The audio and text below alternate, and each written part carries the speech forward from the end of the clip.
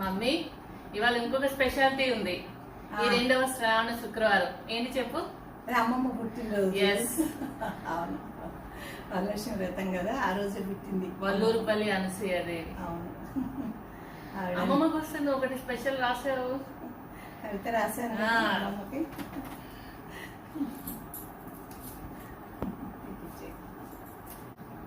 మాతృదేవో భవ. వల్లూరుపల్లి సీతారామ బ్రహ్మానికి ధర్మపత్నివై, ఉత్తమ ఇల్లాలివై, వల్లూరుపల్లి వంశానికి వన్నె తెచ్చావు. జనవాహిని మెచ్చే నీకు జన్మించిన 6 ముద్దు బిడ్డల పుట్టుకతో పునీతమైంది కృష్ణా జిల్లాలోని అంపాపురం. పలువురు మెచ్చే హిందీ విశారదవై, వీణాపాణివై, కళాకారిణివై విరాజిల్లావు.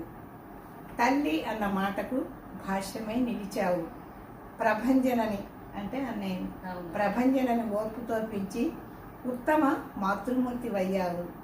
అజాత శత్రువై, అన్నపూర్ణమ్మవై, అంటలేను అన్నపూర్ణమ్మవై, బంధువులు మెచ్చిన నీ పిండి వంటలు నైపుణ్యం అమోఘం, అద్భుతం. అనర్గళాలు నీకు త్యాగరాజు కృతులు. 2 చేతులతో హార్మోనియం వాయించేది అమ్మమ్మ. అనర్గళాలు నీకు త్యాగరాజు కృతులు. అవపోసన పట్టావు స్వరజతలు ఎన్నెన్నిటినో.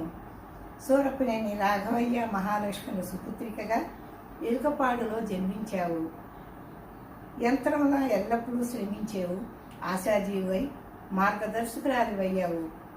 దేవుని ప్రతిరూపమై, ప్రత్యక్ష రూపమై అన్ని వేళలా మాకు అండగా నిలిచావు.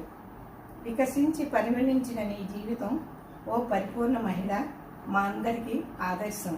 అమ్మ అన్నమాట పరిపూర్ణ మహిళ అంటే. ఓ పరిపూర్ణ మహిళ, మాకందరికీ ఆదర్శం. నిజంగా చాలా బాగా రాస్తావు.